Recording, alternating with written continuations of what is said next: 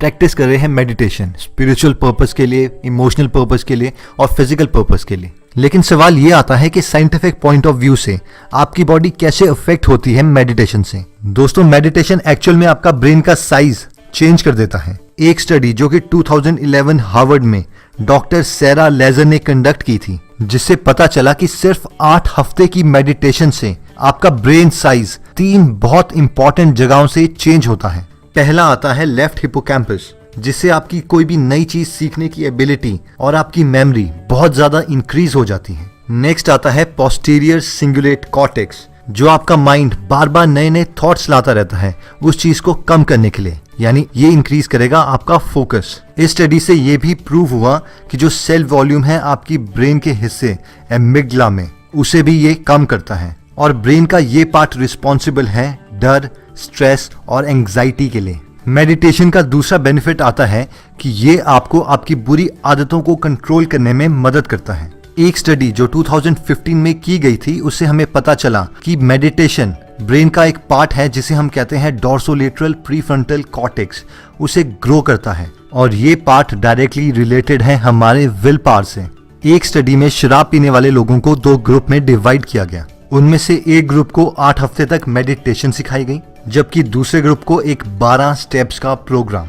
जब 1 साल के बाद दोबारा से देखा गया कि इन दोनों ग्रुप में से कौन से ग्रुप वालों ने दोबारा से शराब पीना स्टार्ट कर दिया है, तो पता चला कि ग्रुप बी में से 20% लोगों ने दोबारा से शराब पीना स्टार्ट कर दिया है, जबकि मेडिटेशन वाले ग्रुप में सिर्फ 8% लोगों ने दोबारा शराब पी। नेक्स्ट बेनिफिट जो हेल्थ का है वो ये है कि ये हमारी हेल्थ के लिए बहुत ज्यादा अच्छा है। एक स्टडी में पता चला कि मेडिटेशन हमारे ब्लड का CRP लेवल कम कर देता है, सी रिएक्टिव प्रोटीन, जो कि डायरेक्टली बेनिफिशियल है हमारे हार्ट के लिए, और हार्ट डिजीज की प्रॉब्लम इन लोगों को बहुत कम होती है। इसी स्टडी से ये भी पता चला कि मेडिटेशन से पेशेंट्स का ब्लड प्रेशर कम किया जा सकता है।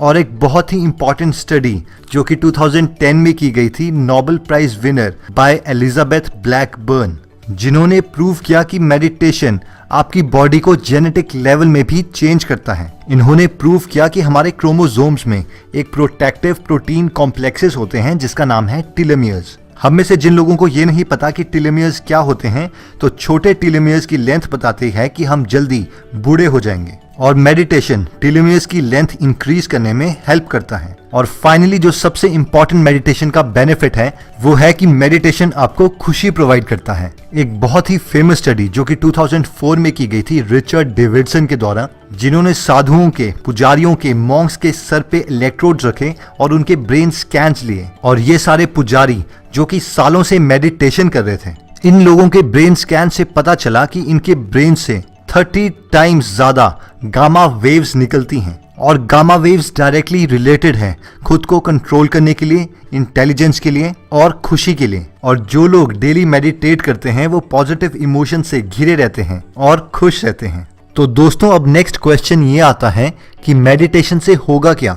मेडिटेशन का जो सबसे पॉजिटिव इम्पैक्ट है वो ये है कि आप अपने माइंड को कंट्रोल कर सकते हैं। जैसे आप रेडियो को ट्यून कर सकते हैं, उसे ऑन कर सकते हैं, ऑफ कर सकते हैं, वैसे ही आप अपने माइंड में चल रहे थॉट्स को ऑन कर सकते हैं, ऑफ कर सकते हैं, और जो आप चाहें एग्जैक्टली वही सोच सकते हैं। यानी आप अपने माइंड को कंट्रोल कर रहे हैं डिस्पाइट कि आपका माइंड आपको कंट्रोल कर रहा है। और अगर आप ध्यान से सोचें तो ये किसी पावर से कम नहीं है।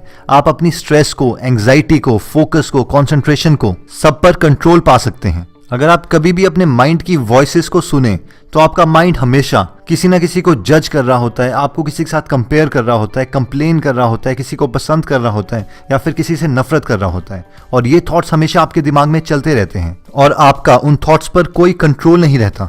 यानी बेसिकली मेडिटेशन आपको एक ऑफ बटन, ऑन बटन और एक फाइन ट्यूनिंग बटन देता है उन थॉट्स को कंट्रोल करने के लिए। अब नेक्स्ट सबसे इंपॉर्टेंट सवाल आता है कि मेडिटेशन के दौरान हमें करना क्या है।